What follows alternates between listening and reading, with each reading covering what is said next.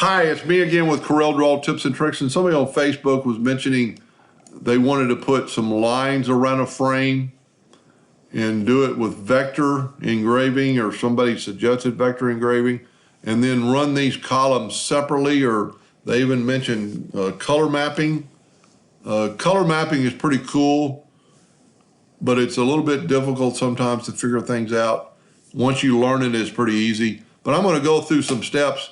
So if this is my frame and I want to have a line around there, I'm going to go to Effects and Contour, and I'm going to contour. I'm sorry, the phone was ringing. 0.25 to the inside, and I've got a line. And then I'm going to take this line and I'm going to contour to the outside. So now I have, let's make it a little bit more. Let's back up here and make this 0.5 so it stands off the frame a little bit. And we can go up here and go to Object, Break Contour Apart, get rid of that line, grab our frame line, go 0.5 to the inside. So now we have two lines around our item. So once you've figured out that you can use your outside vector lines to make sure you're on your frame perfectly, measure your frame and make that the frame.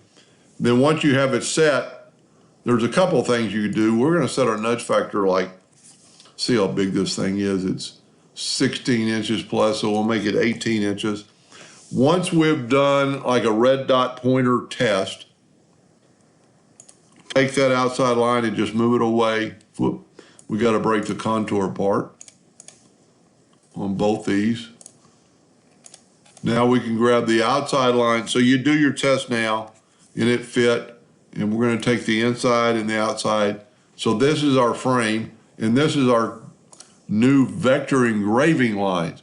So you could have it really thin. It's got to be a hairline to make it a vector or make the machine think it's going to cut. And you could have a really thin line and just run it at 100 power at 50 speed. Won't cut through the wood, it'll just mark it. But if you will also have your laser, and you want to test this on a scrap piece of wood, have your laser like 1/8 or a little bit more than 1/8 out of focus to the up, it'll run that in like 4 seconds and cut a line, and it'll be thicker. And I've got a couple of videos on called vector engraving. So you've done these two lines like that. Now you've got your artwork. These are grouped together. I'm sorry I don't have a laser hooked up to this, but most lasers, I would think, if you don't want a color map, you can actually select this item. Let's see if I don't have a printer. No, I never have put a laser on this laptop. Then you could select, there's a way to select that, and I've got a couple of videos on that. And then you could run this job and then run this job. What that's going to do, and you could do that with color mapping, just change the color and it'll do it all the same. It's not going to save you that much time because it's still going to engrave there and go here. Well, once it's done, then you can just tell it to engrave that. And where it's saving the time is this is dead space. This is, this is like almost 12 inches of dead space. So the laser's having to go left to right. And so if you run this just at one at a time, let's zoom in here, the laser head will just go, it'll go past it a little bit, but it'll just run past this. Now, one thing I would be curious to do if I was going to do this is I would actually group this together and turn it at 90 degrees and put your frame this way. And this way you wouldn't have to color map or anything. You wouldn't even have to do it because it's going to run this line and then run that line. It might quite possibly, it'd be a toss-up. I don't know which way it's going to run faster. That'd be a good test.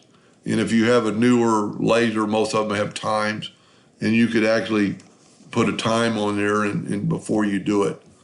This is probably going to be a toss-up. This would probably be, and I'm guessing here that it's been a little bit easier on the machine, and instead of just going back and forth, this way it's got some long runs.